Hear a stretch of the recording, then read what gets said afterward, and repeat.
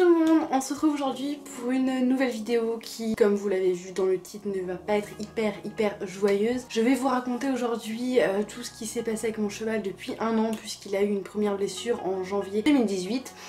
Donc ce qui s'est passé à ce moment-là, ce qui se passe aujourd'hui, enfin bref, tout depuis le début. Ça va être une vidéo assez longue, j'en suis désolée d'avance, je suis aussi désolée pour moi qui vais mettre juste 200 ans à la monter. Et c'est pas grave, je pense que c'était vraiment important en tout cas pour la suite de la chaîne de vous expliquer un peu ce qui se passe parce que forcément ça va impacter aussi sur les autres vidéos qui vont suivre, qui vont être derrière.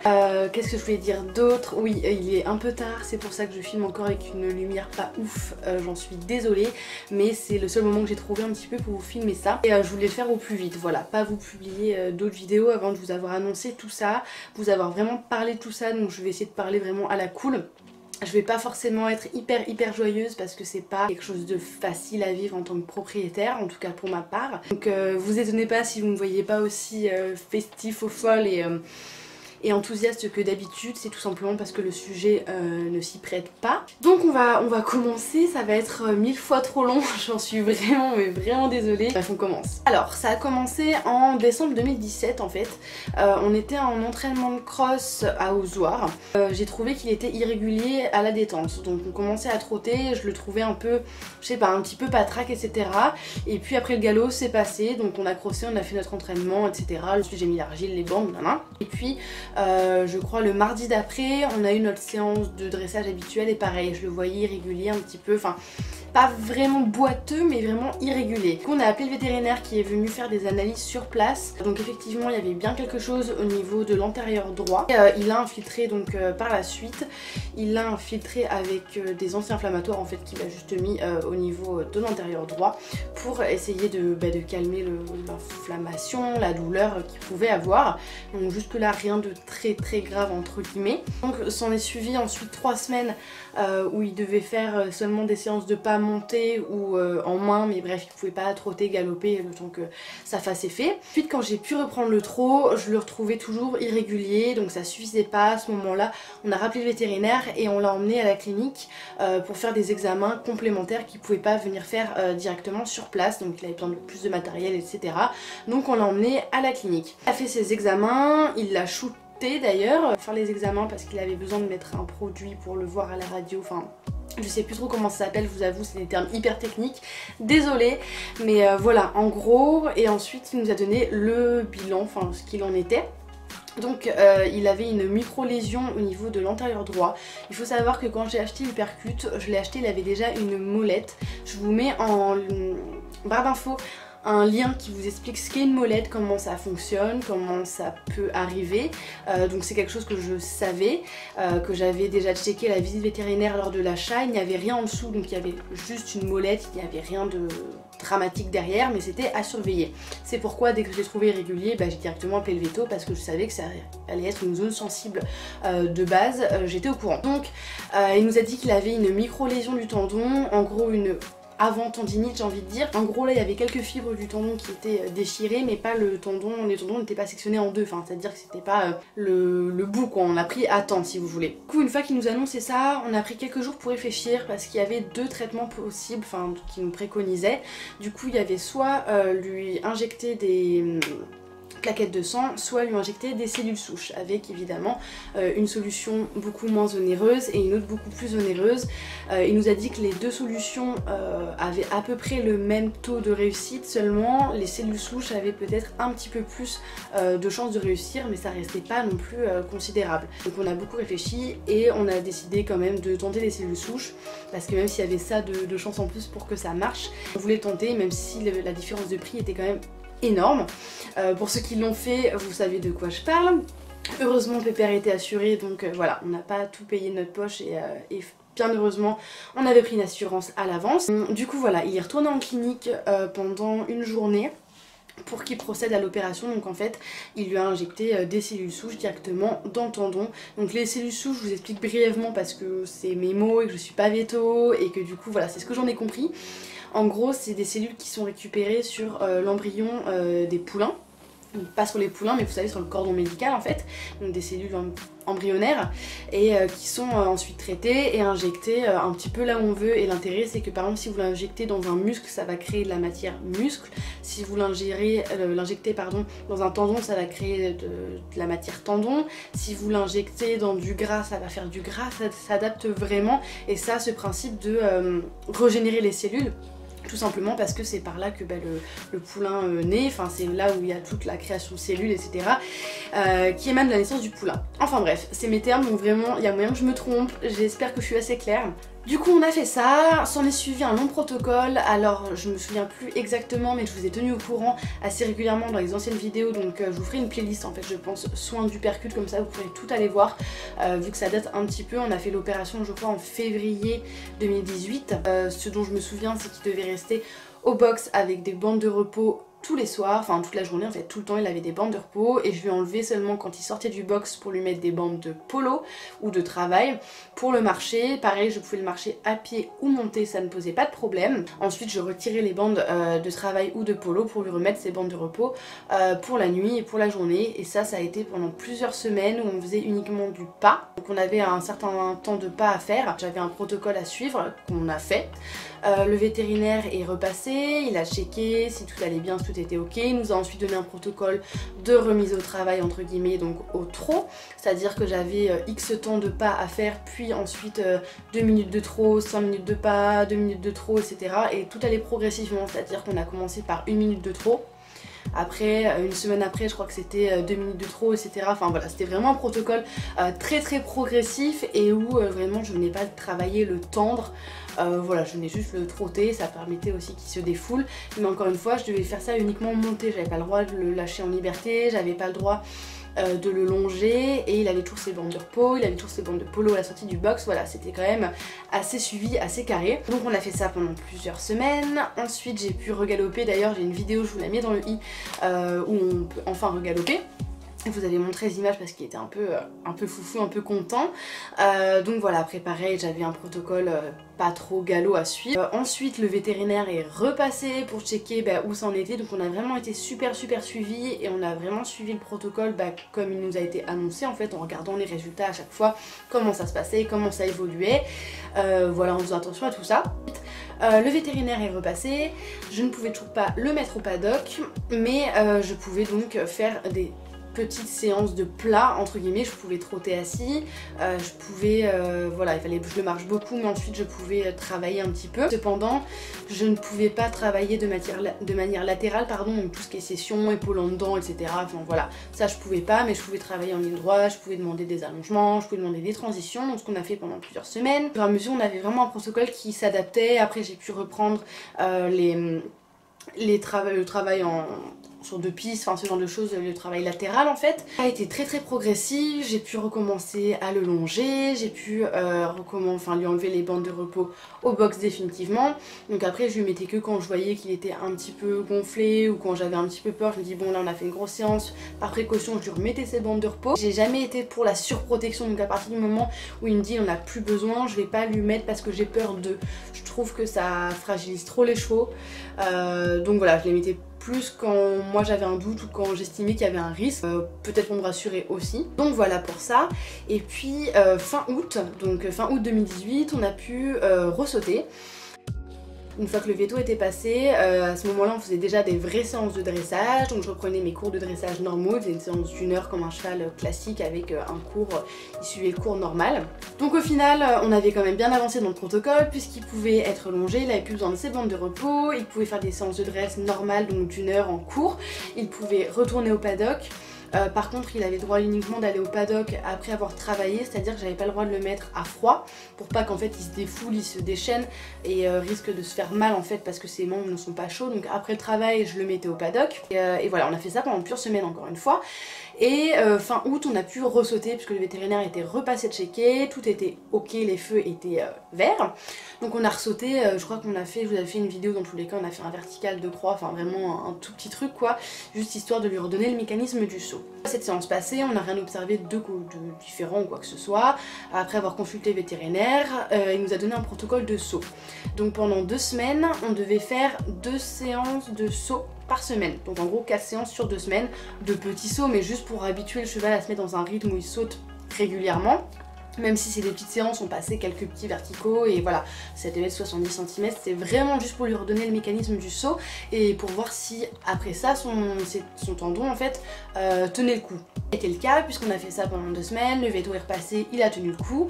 Entre temps je suis partie en vacances pendant 2 semaines donc il a été un petit peu repos même si mon coach le sortait. Je suis rentrée donc fin septembre et à ce moment là j'ai pu reprendre les cours comme je le faisais avant. C'est à dire qu'en fait j'avais un cours de dressage le mardi, un cours de saut le mercredi, un cours de dressage le vendredi.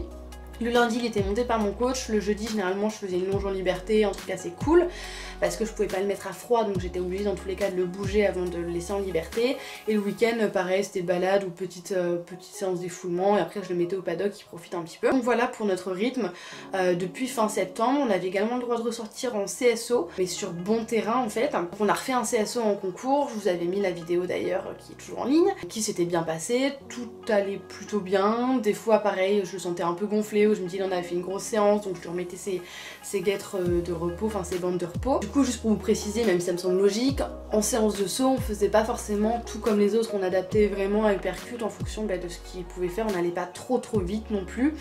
Voilà, on a fait des séances assez correctes, on ne sautait pas des 1m35, on n'enchaînait pas un parcours de 12 obstacles d'un coup, enfin vous voyez bien tout a été très progressif et c'est pas maintenant qu'on allait lâcher l'histoire. Donc voilà, donc le protocole était que cet hiver on devait ressortir sur quelques CSO en indoor parce que le terrain est très bon donc pour ses pieds ça ne craignait rien. Histoire de se faire plaisir, histoire de voir comment ça évolue. À la sortie de l'hiver, le veto devait repasser checker pour voir où ça en était, comment évoluait le tendon, comment il évoluait avec tout ça. Et en fait, ensuite il devait nous dire si on allait pouvoir faire une saison de CSO ou pas, ou voilà, vraiment nous dire si on allait pouvoir peut-être reprocéder ou pas. J'avais aucune certitude là-dessus. Donc voilà ce qui était prévu à la base comme protocole pour les mois à venir. Sauf que à l'heure où je filme, on est mardi 11 décembre et la semaine dernière, donc pendant mon cours de saut habituel, en fait le mercredi 5 décembre du coup, j'étais partie pour détendre mon cheval pour mon cours de saut quoi. Et je marche et je le trouve boiteux au pas, ce qu'il m'avait jamais fait même quand il avait eu son... enfin avant qu'on l'opère. Pendant qu'on lui injecte les cellules. Donc je vois qu'il boite au pas, je descends le cheval, je le montre à mon coach. Il me dit bah retire les bandes, peut-être c'est trop serré, peut-être que ça gêne ou quoi. Donc je retire les bandes de travail et je le marche. Il me dit ouais effectivement il boite. Du coup j'ai directement décellé, je lui ai passé un coup de douche avec le jet de la douche, je l'ai massé un petit peu, je lui ai mis les bandes de repos et je l'ai mis au box. Moi je reviens, c'était jeudi, normalement c'est la séance où je le laisse un peu en liberté, je fais une petite longe en liberté à la cool histoire de le bouger un peu et voilà de pas forcément le monter. Et du coup je reviens, je lui enlève les bandes de repos et je pars pour le marcher parce qu'évidemment j'allais pas le faire trotter, galoper si j'étais pas sûre qu'il soit droit. Donc je retourne le marcher sur du dur, donc sur du béton parce que c'est mieux pour les membres. Et je m'aperçois encore une fois qu'il boite au pas. Donc je le marche un petit moment, je le redouche, on appelle le vétérinaire qui devait passer le lendemain matin. Je lui remets les bandes de repos et je le mets au box. Le lendemain matin, le vétérinaire passe, moi j'étais pas présente parce que je travaillais. Mon coach n'était pas présent parce qu'il était en concours, du coup c'est Camille, une autre coach du club, qui l'a montré au vétérinaire. J'ai eu le vétérinaire au téléphone en fin de journée. Il m'a téléphoné pour me dire que les nouvelles étaient pas bonnes, qu'il était assez désolé pour moi finalement parce que c'est pas ce à quoi on s'attendait. Et voilà que c'était des choses qui arrivaient mais en même temps on aurait espéré plus de résultats, d'autant plus qu'on a fait quelque chose d'assez progressif, d'assez long, qu'on a tout respecté, que tout semblait ok, mais bon après c'est un cheval et on contrôle pas vraiment ce qui se passe. Du coup pour vous dire, actuellement il a une déchirure au niveau du ligament, toujours sur l'antérieur droit, donc en fait il avait là au niveau du tendon il avait sa micro-lésion qu'on a opéré j'ai envie de dire. Du coup maintenant au niveau du boulet du même membre il a une déchirure au niveau du ligament, donc de l'anneau du boulet.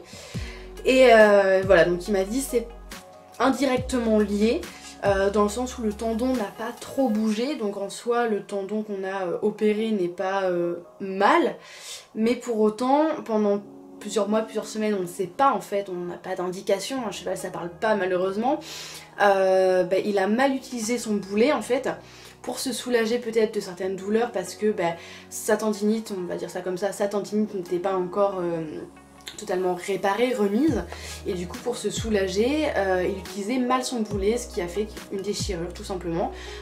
Voilà, donc c'est pas de notre faute dans le sens où on ne le savait pas et où tout semblait bon aux examens, aux radios, etc.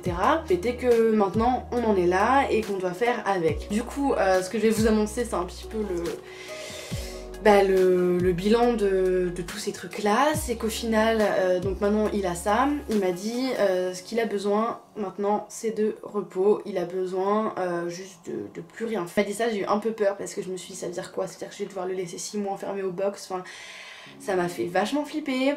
Il m'a dit qu'en gros il fallait qu'on le mette au pré pendant 6-8 mois, enfin voilà, pendant une période assez longue, ce qu'on va faire du coup évidemment. Donc pour le moment il reste à mon club au box tout simplement parce que c'est l'hiver, parce que c'est pas le meilleur moment pour une mise au pré malheureusement, ça tombe très mal parce que sinon on l'aurait mis tout de suite. Du coup voilà, on va attendre la sortie de l'hiver, donc d'ici février, mars grand maximum, une fois que les terrains seront un peu mieux, pour pouvoir le mettre au pré. Je vais lui chercher un pré avec des copains, il va vivre sa meilleure vie au pré, on va lui foutre la paix. En attendant, il est au box en fait, je ne peux pas le mettre au paddock, je ne peux pas le mettre en liberté, le longer, le trotter, le galoper, le défouler en fait, donc j'ai seulement le droit de faire du pas. Heureusement déjà que j'ai le droit de le sortir, donc je peux le sortir tant que je veux, il peut faire 3 heures de pas par jour, c'est pas un problème. C'est pas un protocole vétérinaire, c'est juste pour pas qu'il devienne fou à être enfermé dans le box. Donc voilà, c'est ce qu'on fait. Donc pour l'instant le protocole jusqu'à ce qu'il aille au pré est celui-ci, c'est qu'en gros je le sors tous les jours, donc moi ou mon coach, on le marche à pied ou monté, on a le droit de faire les deux, ça ne change rien, mais uniquement du pas. Voilà, pendant un certain laps de temps quoi. Et il doit être refroidi 2 fois par jour, donc pendant 10 jours, 3 semaines, un truc comme ça. Au pré, il sera forcément déféré des postérieurs. Pour les antérieurs, on ne sait pas encore, le véto m'a dit qu'il repasserait pour voir, ça dépend aussi du pré dans lequel on va le mettre, si c'est bon ou pas pour lui de le déférer, sachant qu'il a des mauvais aplombs au niveau des antérieurs, donc faut pas qu'on fasse n'importe quoi non plus. Donc voilà, sur le principe on aimerait bien vraiment le déférer, le laisser tranquille et ne plus voilà vraiment le laisser au naturel. Maintenant ça va dépendre de lui, du pré, des aplombs, de plein de choses. Donc voilà, on ne sait pas encore, en tout cas les postérieurs seront déférés et voilà pour ce qu'il en est. Et je voulais juste aussi préciser parce que je ne l'ai pas fait et je pense que je vais avoir des questions, vous allez sûrement me demander comment il s'est fait ça, c'est quelque chose qu'on ne sait pas. On a des théories, donc comme je vous l'ai dit, je l'ai acheté, il avait déjà une molette, donc ça veut dire qu'il avait déjà été ce qu'on peut appeler usé par le travail, en tout cas ses tendons avaient réagi de cette manière là, et du coup il a pu péter en plusieurs raisons. Soit c'est dû à un choc, c'est-à-dire qu'à une réception d'obstacles, c'est-à-dire que s'il fait le con au paddock, ou ça peut être n'importe quoi en fait, juste il est mal retombé, bim ça a fait un choc et il a pété parce qu'il était déjà fragile. Soit c'est avec l'usure du travail tout simplement, ou soit c'est parce que il a pris trop en masse, en sachant que quand je l'ai acheté il était beaucoup plus fin que ça, et là il a pris en musculature. Or ça reste un anglo arabe, enfin il a beaucoup d'anglo arabe, ça se voit dans sa morphologie. Et de ce fait il a beaucoup de masse musculaire en fait à juste tenir sur ses tendons qui sont assez fins et en plus qui étaient fragiles, donc ça peut aussi être ça. Du coup on sait pas exactement à quoi c'est dû, le fait est que bon ça a pété et qu'on fait avec. On fait comme ça, on fait au mieux pour lui, tout simplement. Quand je dis on, c'est parce que j'entends toute l'équipe de professionnels qui est autour. Donc à savoir mon coach, le vétérinaire, le maréchal ferrant, enfin voilà, tous les gens qui nous entourent, qui font attention à Pépère et qui doivent composer avec aussi. Et Pépère lui-même d'ailleurs. Du coup aussi pour vous dire que ça fait quelques mois, depuis qu'il a pété quasiment, qu'on l'a baissé de ration, tout simplement pour pas qu'il ne prenne trop en muscle, même quand on l'a repris au travail. Ça a toujours été un cheval assez énergique et dans tous les cas c'était pas gênant, donc on l'a déjà baissé de ration pour pas voilà, qu'il fasse trop de muscles d'épaisseur et qu'il soit trop stokos. Je vous dis vraiment tous les détails un peu dans le bordel, j'en suis désolée. Voilà, vous savez ce qu'il en est, vous savez donc que dans les prochains mois, les vidéos, vous ne verrez pas vraiment monter Pépère, vous me verrez peut-être à cheval si on part en balade au pas ou ce genre de choses, parce que je peux partir en balade au pas, tant que je reste au pas ce n'est pas gênant et je ne vais pas m'en priver, surtout quand il sera au pré. Je compte bien aller le voir régulièrement, peut-être pas tous les jours. parce qu'il n'aura pas forcément besoin de moi entre guillemets pour sortir etc, vu qu'il sera autonome, mais bon, pour lui faire ses pansages, pour le sortir du pré, pour lui donner des carottes, des caresses, voilà, tout ce que je veux. Pour ceux qui vont me dire oui mais c'est le moment aussi pour que peut-être tu développes ta relation à pied, que tu travailles à pied. Alors travailler à pied je ne peux pas vraiment, puisqu'en fait je dois vraiment le laisser au repos, dans le sens où je n'ai pas à lui demander un effort physique, donc même si je lui demandais je sais pas, de venir faire un cercle autour de moi ou de venir faire le campo, ce genre de choses, un petit peu compliqué parce que ça va lui demander un effort qui n'est pas légitime, et je veux vraiment profiter de ces mois-là pour le laisser tranquille, c'est-à-dire que il a besoin de repos, ben on va lui offrir du repos, je vais pas l'abandonner pour autant. J'irai le voir, j'irai m'occuper de lui, et comme je fais là en ce moment d'ailleurs, mais je ne vais pas le travailler ni à pied ni à cheval en fait, je vais juste le laisser tranquille, et ce jusqu'à fin août. Donc je vous tiendrai au courant quand j'aurai trouvé le pré, je pense que je vous montrerai un petit peu dans quel cadre il vit à ce moment-là, si les propriétaires du pré sont d'accord. J'ai pas trop cherché parce que c'est encore dans quelques mois et j'ai pas envie de bloquer une place pour rien pendant quelques mois. Je pense en profiter pour le rapprocher de mon travail, parce qu'actuellement je suis à 1h30 avec les bouchons du centre équestre, du coup c'est pas très pratique, et je me dis que si je le rapproche du travail pendant ces mois-là, bah ça va être beaucoup mieux, je pourrais aller le voir plus souvent et rester plus longtemps avec lui sans être fatiguée, sans rentrer à 20h30 à la maison. Donc voilà pour les nouvelles, c'est pas très gai. Voilà, je ne vous demande pas forcément des messages de soutien, même si je vous connais, vous allez forcément en mettre dans les commentaires comme vous l'avez fait sur Instagram. D'ailleurs je vous remercie énormément parce que vous êtes des amours, mais voilà, mon cheval est encore là, mon cheval est sur 4 pattes, mon cheval tient. Moi aussi, et voilà, donc aussi pour répondre à une autre question qui m'a été plusieurs fois posée sur Instagram, à savoir est-ce que je vais continuer de monter à cheval, donc monter d'autres chevaux. Je pense pas pour l'instant, dans le sens où là le fait qu'il soit à l'écurie, je dois le marcher assez régulièrement, voire tous les jours, enfin il y a 1 ou 2 fois par semaine où j'y vais pas, mais sinon le reste du temps j'y vais tous les jours. C'est assez lourd et je vois pas quand j'aurai le temps en plus de monter un cheval derrière, en sachant que j'arrive tard à l'écurie vu que je suis loin par rapport à mon travail, etc. Donc par contre, une fois qu'il sera au pré, peut-être que je prendrai un cours par semaine, un samedi par semaine ou un truc comme ça, pour rester à cheval, me faire plaisir, rester avec mon club quand même. Je vous tiendrai au courant dans tous les cas, mais en tout cas c'est pas prévu pour tout de suite. Voilà, les vidéos ne s'arrêtent pas pour autant. Dernière chose, j'ai aussi reçu des commentaires et des questions sur Insta, donc j'y réponds ici parce que je pense que vous allez avoir les mêmes, à savoir est-ce qu'il pourra refaire du saut, est-ce qu'il pourra refaire des concours, etc. C'est quelque chose que je ne sais absolument pas, qui dépendra de lui, et au-delà de ça c'est même pas la question que je me pose actuellement. Moi je veux juste qu'il soit guéri, qu'il soit bien dans ses pattes. Et après on verra ce qu'on peut faire. Si on doit faire que de la balade, on fera que de la balade. Si on doit faire que du dressage, on fera que du dressage. Si on peut faire du CSO, on fera du CSO. Voilà, tout dépend de lui, de l'évolution, de tout ça. Donc c'est des questions auxquelles je n'ai pas de réponse actuellement et auxquelles je ne cherche même pas de réponse actuellement, clairement. Moi j'ai juste hâte qu'il aille au pré parce que ça m'embête vraiment qu'il soit au box et de devoir juste sortir en main ou à monter à faire du pas, mais on n'a pas le choix parce que ça peut être dangereux pour ses membres s'il rejoint un pré actuellement tout simplement, et qu'on va pas en plus risquer qu'il se fasse mal avec l'état des terrains actuels, entre le fait de geler, le fait d'être trop profond, d'être ci, d'être ça. Donc voilà, on préfère attendre un petit peu pour sécuriser le truc, et après il vivra sa meilleure vie clairement. Donc voilà, j'espère quand même que cette vidéo vous a plu. Je vous dis à très bientôt pour une vidéo qui sera beaucoup plus gaie, je vous le promets. Et en attendant, je vous fais de gros bisous.